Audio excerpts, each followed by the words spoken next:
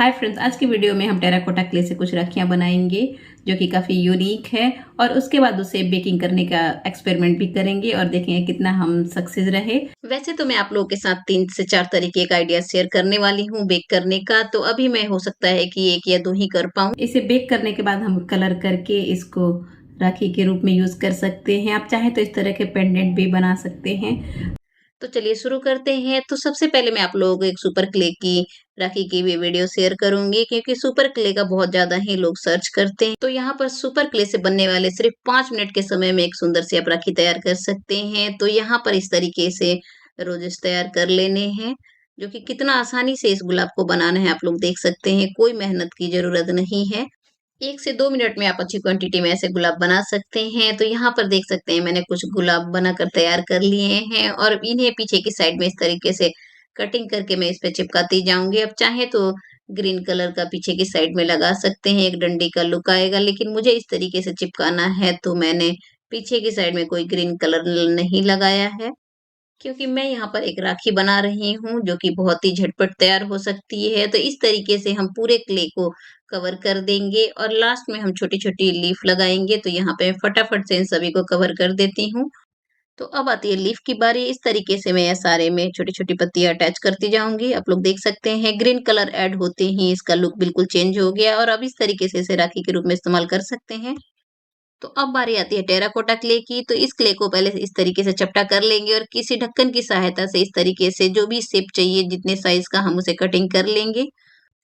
उसके बाद पानी लगाकर हल्का सा इस तरीके से स्मूथ कर लेंगे। वैसे ज़्यादा स्मूथ करने की ज़रूरत नहीं है क्योंकि अभी हम इस पे जो भी कुछ चिपकाएँगे उसके लिए हमें थोड़ा-सा रफ करना पड़ेगा, तभी जाके उसके ऊपर कोई चीज़ें चिपकेगी।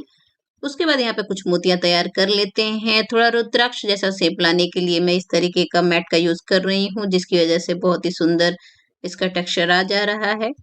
सेम इसी तरीके से सारी मोतियों को मैं तैयार कर लेती हूँ। दूसरा फ़ायदा इससे ये भी है कि बहुत ही आसानी से ये चारों तरफ इस सर्कल में चिपक जाएगा। जैसे कि आप लोग देख सकते हैं मैंने चिपका लिया है और कुछ मोतियाँ भी इस तरीके से लंबी और बड़ी शेप में भी तैयार कर लेते हैं। और अब बारी आती है छोटे-छोटे रोजेस बनाने की। उसके लिए इस तरीके से छोटी-छोटी पंखुड़ियाँ तैयार करना है और इस तरीके का बड बना के उसके ऊपर चिपकाते जाना है, या एक पंखुड़ियों को दूसरी पंखुड़ियों में चिपकाते वक़्त पानी उसमें लगाना ज़रूरी है, क्योंकि तो पानी नहीं लगाएँगे तो ये ड्राई होने के बाद अपने आप ये सारी पंखुड़ियाँ निकल जाएगी। उसके लिए अंदर की साइड में सब में हल्का-सा पानी या गीली मिट्टी ज़रूर लगाएँ ताकि एक-दूसरे को ये चिपका के रखे।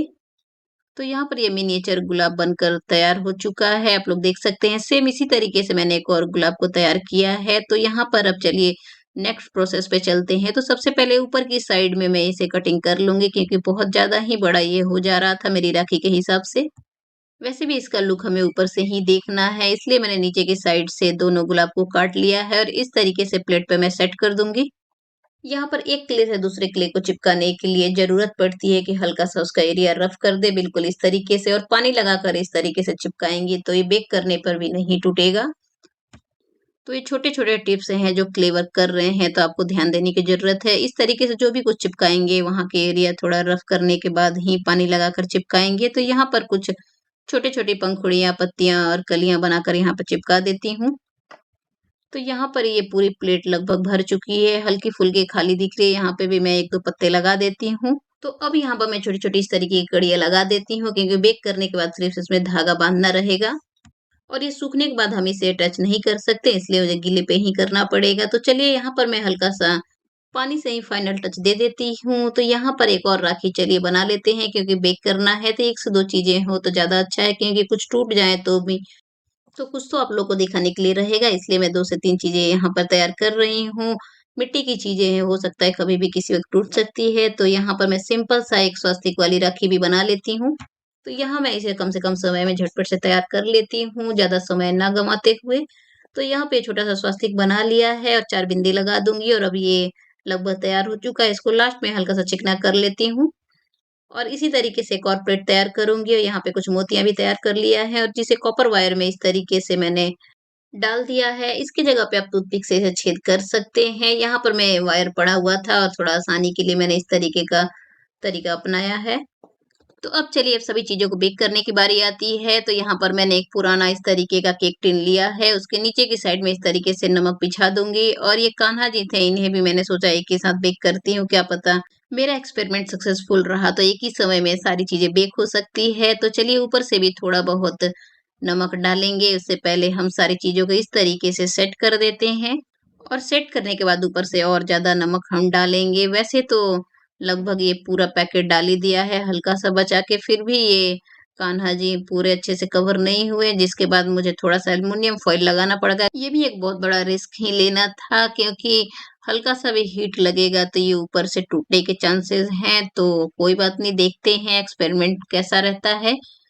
तो पूरी तरह से कवर ना हुआ, उसके बाद भी मैंने ऊपर से हल्का-फुल्का एल्युमिनियम फॉइल लगा दिया है ताकि ये टूटे नहीं।